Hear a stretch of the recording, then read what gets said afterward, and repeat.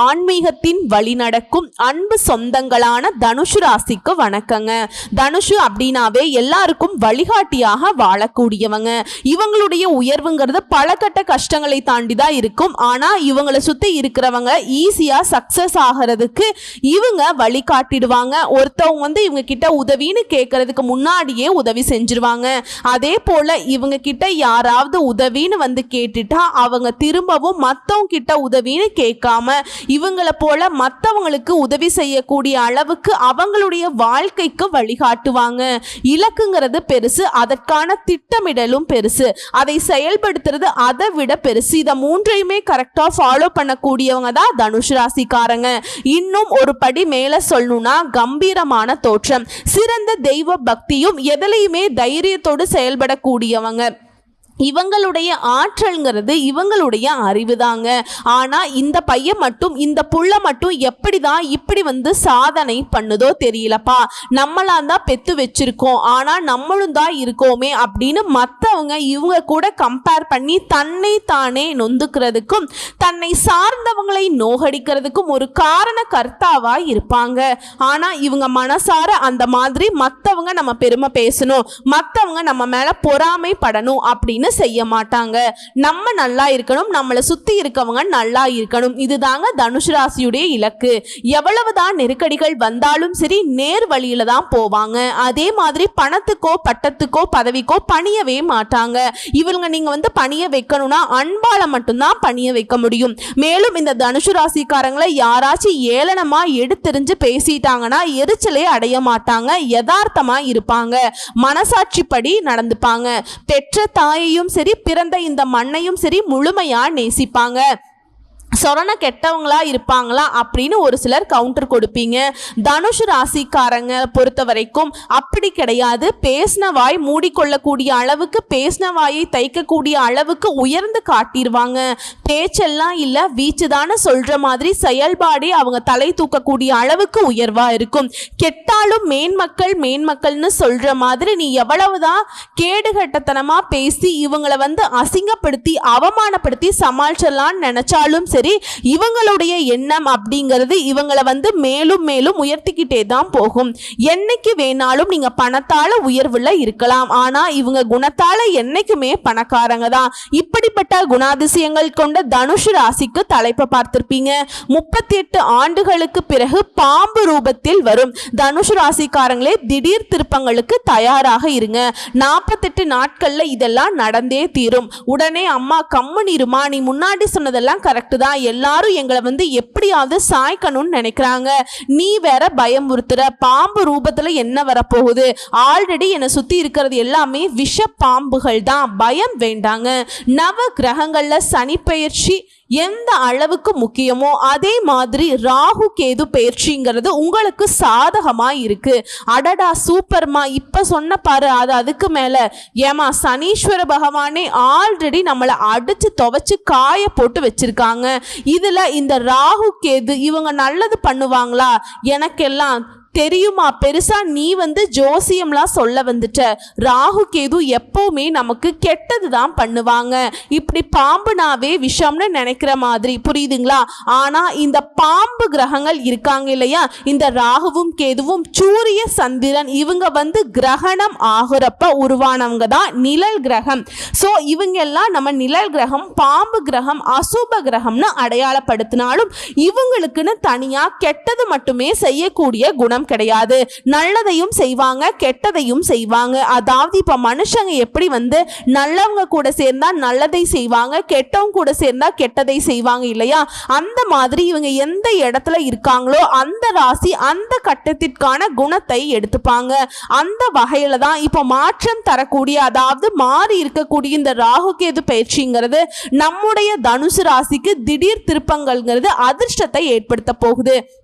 அது என்ன ஏதுங்கிறத இப்ப தெளிவா பார்க்கலாங்க.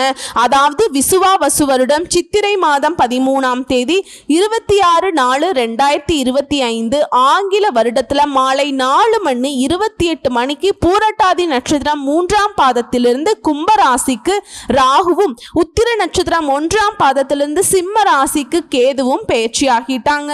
இந்த ராகுவும் கேதுவும் மற்ற கிரகங்கள் மாதிரி முன்னோக்கி நகர்ந்து வரக்கூடியவங்க கிடையாது, பின்னோக்கி நகரக்கூடியவங்க. சனீஸ்வர பகவானுக்கு பின்னாடி இவங்க தான் அதிகபட்சமா ஒரு இடத்துல இருந்து இன்னொரு இடத்துக்கு மாறுவதற்கு டைம் எடுக்கக்கூடியவங்க. இப்ப பொதுவாகவே இவங்களை பத்தின நம்முடைய எண்ணங்கள் என்னன்னா தப்பு தான் பண்ணுவாங்க, தீமை தான் கொடுப்பாங்க அப்படின்னு நினைச்சிட்டு இருக்கோம். ஆனா அப்படி கிடையாது. ராகுவை போல கொடுப்பாரும் இல்லை, கேதுவை போல கெடுப்பாரும் இல்லை அப்படின்னு சொல்லுவாங்க. சரிங்களா? அதை ஃபர்ஸ்ட் புரிஞ்சுக்கோங்க. ஸோ அதை பேஸ் பண்ணி பார்த்தோம்னா இப்ப வந்திருக்கக்கூடிய அமைப்புங்கிறது உங்களுக்கு கொடுக்க தாங்க வந்திருக்கு. அதுவும் அள்ளி அள்ளி கொடுக்க போறாங்க. அள்ளி அள்ளின்னு சொல்றியமா, ஏதோ மண்ணள்ளி போடுற மாதிரி. நிஜமாவே எங்களுக்கு தான் நல்லது நடக்க போகுதா, கொஞ்சம் பார்த்து சொல்லு அப்படின்னு கூட நீங்க பதட்டப்படலாம்.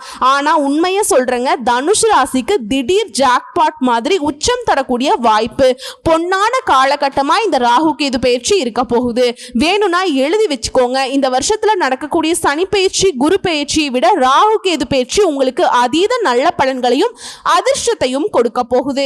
இந்த காலபுருஷ ராசியில 12ஆம் வீடு மீனத்திலிருந்து 11ஆம் வீடான கும்ப ராசிக்கு இது லாபஸ்தானங்க.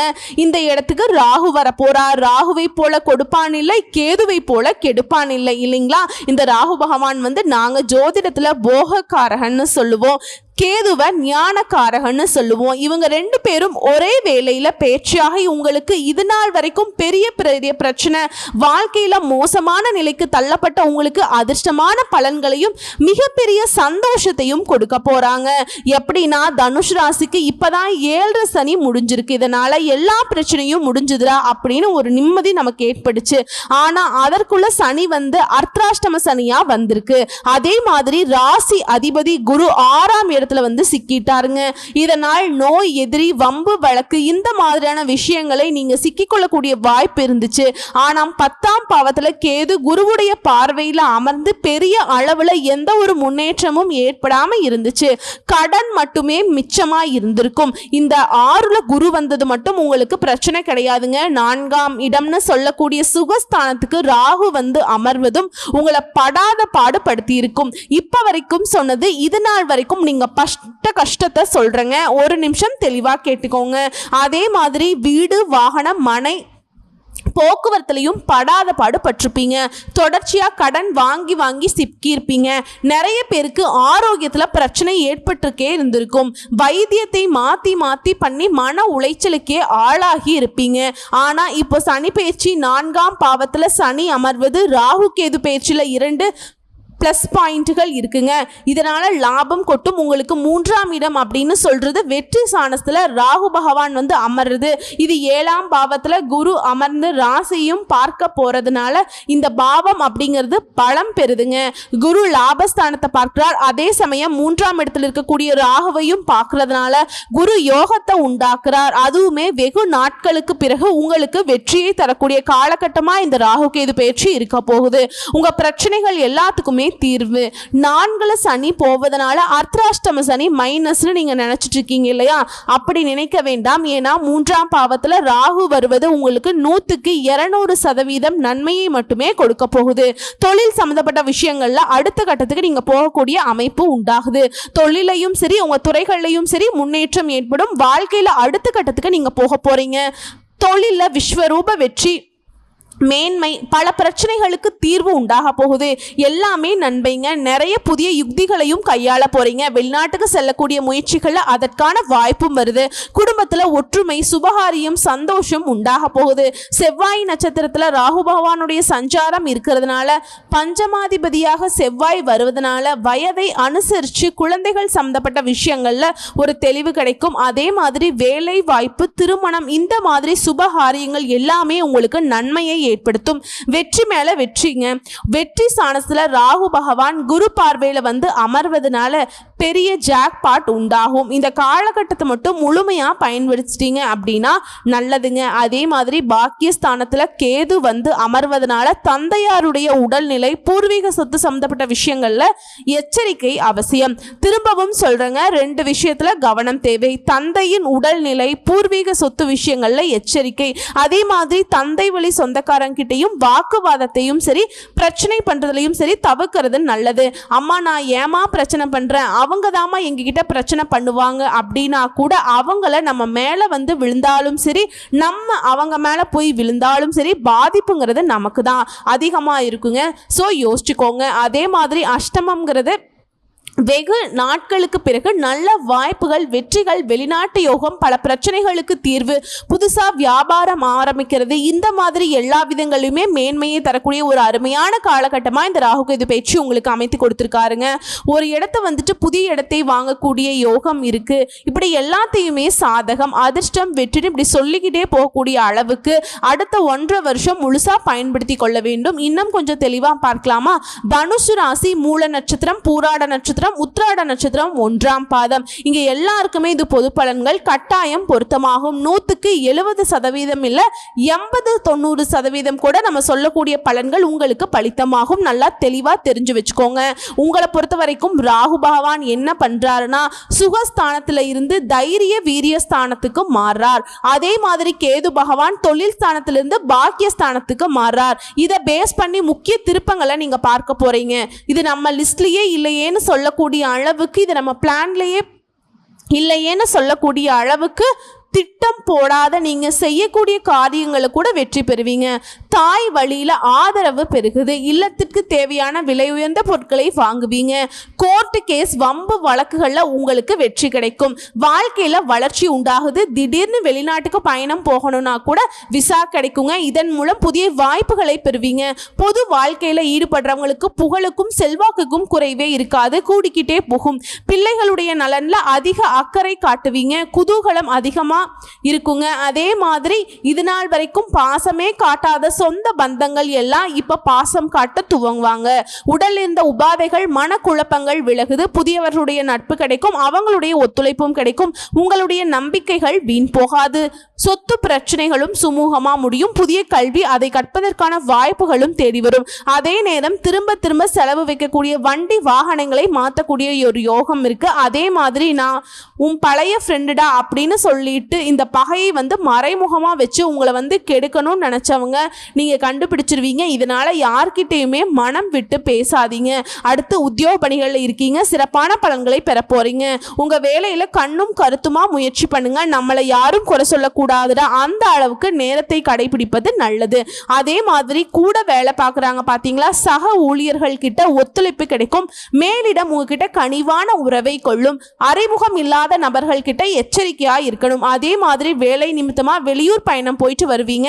பதவி உயர்வு, இடமாற்றம் தொடர்பான எடுக்கக்கூடிய முயற்சிகள்ல வெற்றி கிடைக்கும். அடுத்து வியாபாரிகளுக்கு குறைந்தபட்சம் லாபம் உறுதியா கிடைக்குங்க.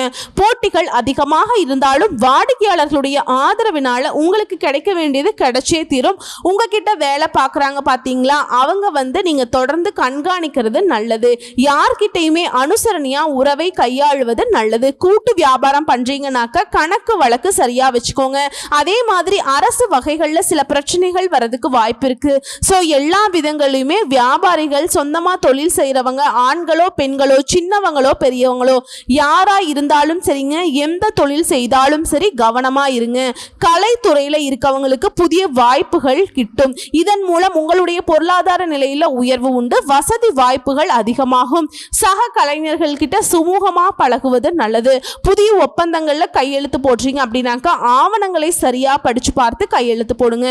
வெளியூர் பயணம் போறதுக்கு முன்னாடி அதற்கான சரியான முன்னேற்பாடுகளை செஞ்சுக்கிட்டு பயணம் மேற்கொள்வது நல்லது. அடுத்து மாணவர்களுக்கு படிப்புல ஆர்வம் குறையாமல் இருக்கும். நேர்மறை எண்ணங்களை அதிகமாக வளர்த்துக்கோங்க. விளையாட்டில் ஈடுபடும் போது கவனமாக இருக்கணும். தேவையற்ற அலைச்சல்களை குறைச்சு கொள்வது நல்லது. உயர்கல்விக்காக குடும்பத்தை விட்டு பிரிந்து வெளிநாட்டு போகக்கூடிய வேண்டிய சூழ்நிலை கூட வரலாம். இது உங்களுக்கு சாதகம்தான். இப்போ கஷ்டம் இருந்தாலும் பின்னாடி அது உங்களுக்கு உயர்வை ஏற்படுத்தும். அடுத்து அரசியல் துறையில இருக்கவங்க எதிர்பாராத இடங்கள்ல இருந்து நீங்க விரும்பிய உதவிகள் கிடைக்கும். மனம் உற்சாகத்துடன் இருக்கும். கட்சி பிரச்சாரங்கள்ல ஈடுபடுவீங்க. வழக்குகளும் முடிவுக்கு வரும். அதிகாரமிக்க பதவிகள் உங்களை தேடி வரும். அதே மாதிரி உங்களுக்கு வெற்றி தரக்கூடிய பயணங்களை மேற்கொள்வீங்க. தொண்டர்கள் உங்களுடைய மனசறிந்து நடந்து கொள்வாங்க. பெண்மணிகளுக்கு அனைத்து காரியங்களுமே சுமூகமா முடியுங்க. குடும்பத்தாருடைய நல்லெண்ணங்களுக்கு நீங்க பொறுப்பாவீங்க. அதாவது குடும்பத்தார் எல்லாருமே உங்களை விரும்புவாங்க. கணவர்கிட்ட நல்ல உறவு அமையும். ஆன்மீகத்துல நாட்டம் அதிகமாகும். ஆலயங்களுக்கு போயிட்டு வருவீங்க. பொருளாதாரம் நல்லா இருக்கும். கடன் தொல்லைகள் ஏற்படாதுங்க. கடினமா உழைச்சு வாழ்க்கை தரத்தை உயர்த்தி கொள்வீங்க. கூட பிறந்தவங்க உங்களுக்கு உதவி செய்வாங்க. உங்க முன்னேற்றத்துக்கு பலம் சேர்ப்பாங்க. சோ இப்ப வரைக்கும் பார்த்த பொது பலன்கள். இதை தாண்டி இன்னும் விரிவான விளக்கமா நட்சத்திர பலன்களையும் பார்த்து தெரிஞ்சுக்கலாம். இந்த ராகுவும் கேதுவும் எந்த அளவுக்கு உங்களுக்கு சாதகமான பலன்களை கொடுக்கறாங்கன்னு இந்த பயிற்சியின் காரணமா நட்சத்திரத்தை சேர்ந்தவர்கள் அப்படின்னு யாருன்னு பார்த்தோம்னா மூல நட்சத்திரத்தை சேர்ந்தவங்களுக்கு முயற்சிகள் பல செய்து நல்ல செயல்களை செய்து சிறப்படைய போறீங்க. அதே மாதிரி குடும்பத்திலேங்க சின்ன சின்ன சலசலப்புகள் ஏற்படும். அதுவும் மறைஞ்சு போயிருங்க. வெளியில கொடுத்திருந்த பணம் கைக்கு திரும்ப வரும். அதே மாதிரி உங்களுடைய அத்தியாவசிய தேவைகள் எல்லாமே இப்போ நிறைவேற்றிக்க போறீங்க. உங்களுடைய உடன்பிறப்புகள் வழியில சகோதரரோ சகோதரிகளுக்கோ உங்களுக்கு இருந்த கருத்து வேறுபாடுகள் மறையுது. உங்களுக்கு கீழே வேலை பார்க்குறவங்க உங்களுக்கு சிக்கலை ஏற்படுத்த நினைப்பாங்க. அதுக்கு இடம் கொடுக்காம கொஞ்சம் கவனமா இருந்துக்கோங்க. அடுத்து பூராட நட்சத்திரம். இந்த பேச்சினால கடுமையா முயற்சி செய்து உங்க தேவைகளை நிறைவேற்றி கொள்வீங்க. உடல் ஆரோக்கியம் சிறப்பா இருக்கு. குடும்பத்துல மருத்துவ செலவுகள் இனி ஏற்படாது. அதே மாதிரி யாரையுமே புண்படுத்தாம உங்களுடைய அணுகுமுறையால வெற்றி பெறுவீங்க. குறிப்பா இந்த காலகட்டம் குடும்பத்துல பாக பிரிவினை இந்த மாதிரி விஷயங்கள் சுமூகமா நடக்கும். அசையா சொத்துக்களை இருந்து வருமானம் வர தொடங்கும். அடுத்ததா உத்திராட நட்சத்திரம் 1ஆம் பாதம். இந்த பயிற்சியில பல விஷயங்களை சாமர்த்தியமா சமாளிக்க போறீங்க. மறைமுக எதிர்ப்புகள் நீங்குது. கோர்ட் கேஸ் வழக்கு விவகாரங்கள் திடீர் திருப்பங்கள் உங்களுக்கு சாதகமா ஏற்படும். குறைந்த உழைப்பிலையுமே அதிகமான ஆதாயம் கிடைக்கும். அதே சமயம் உங்களை பத்தி புறம் பேசுறவங்களை இனம் கண்டு ஒதுக்கி வச்சிருவீங்க. குடும்பத்துல ஏற்பட்டிருந்த சில அனாவசிய பிரச்சனைகளையுமே கண்டும் காணாம இருக்கிறது நல்லது. சோ இதையும் பார்த்துக்கோங்க. நட்சத்திர பலன்களுமே உங்களுக்கு சாதகமா தான் இருக்கு. ஒட்டு மொத்தமா இந்த ராகுவும் கேதுவும் மாறி மாறி உங்களுக்கு நான் கொடுக்கிறேன் நீ கொடுக்கிறேன்னு வச்சுக்கோங்கிற மாதிரி நிறைய வாய்ப்புகளையும் அதிர்ஷ்டத்தையும் வெற்றிகளையும் தான் கொடுத்திருக்காங்க. சோ உங்களை பொறுத்த வரைக்கும் இந்த ராகு கேது கொடுக்கக்கூடிய விஷயங்கள் நிலைச்சு இருக்கணும்னா நீங்க செய்ய வேண்டிய பரிகாரம் மற்றும் வழிபாடு ராகுவிற்கும் கேதுவிற்கும் பரிகார பூஜை செய்யறதும், சனி பகவானுக்கு சனிக்கிழமைகள் தோறும் நல்லெண்ணெய் தீபம் ஏற்றி வழிபாடு செய்யறதும் கஷ்டங்களை போக்கி மனசுல நிம்மதியையும் கொடுக்கும். அதே மாதிரி அணு தினமும் நீங்க சொல்ல வேண்டிய மந்திரம் ஓம் சத்குருவே நம. இந்த மந்திரத்தை தினமும் 12 முறை சொல்லணும். இதனால அதிர்ஷ்டம் நிலைக்கும். அதே மாதிரி உங்களுக்கு அதிர்ஷ்டம் தரக்கூடிய எண்கள் 1, 3, 9. அதிர்ஷ்டம் தரக்கூடிய கிழமைகள் வளர்ப்பிறைன்னு எடுத்துக்கிட்டோம்னா திங்கள் வெள்ளி, தேய்பிறையில திங்கள் வெள்ளி.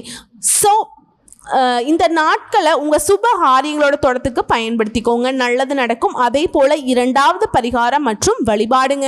ராமநாதபுரம் மாவட்டம் பரமக்குடியிலிருந்து 12 கிலோமீட்டர் தொலைவில் இருக்கக்கூடிய நயினார் கோயில். இந்த ஊர்ல அமைந்துள்ள ஸ்ரீ சௌந்தரநாயகி சமேத ஸ்ரீ நாகநாதரை வணங்குவதனாலையும் புற்று நோயாளிகளுக்கு உதவுவதனாலையும் செல்வம் சேரும். 3வது பரிகாரம் மற்றும் வழிபாடு. ஞாயிறு வியாழக்கிழமைகள்ல சிவபெருமானுக்கு வில்வ மாலை சாற்றி அர்ச்சனை செய்து கோயிலை வலம் வர நினைச்சது நடக்கும். அதே போல மலர் பரிகாரம். சாமந்தி மலரை குருவிற்கு அர்ப்பணிச்சு வழிபாடு செய்ய கோடி நன்மைகள் உண்டு. அதே மாதிரி அதிர்ஷ்டம் தரக்கூடிய திசைகள் கிழக்கு வடக்கு. அதிர்ஷ்டம் தரக்கூடிய நிறம் ஆரஞ்சு வெள்ளை. அதிர்ஷ்டம் தரக்கூடிய எண்கள் 1, 3, 9. ஸோ இது எல்லாமே தனுஷ் ராசிக்கு இந்த ராகு கேது பேச்சினால் வரக்கூடிய வாய்ப்புகளை நிலையா நிறுத்தி வைக்கிறதுக்கான பரிகாரம் மற்றும் வழிபாடுங்க.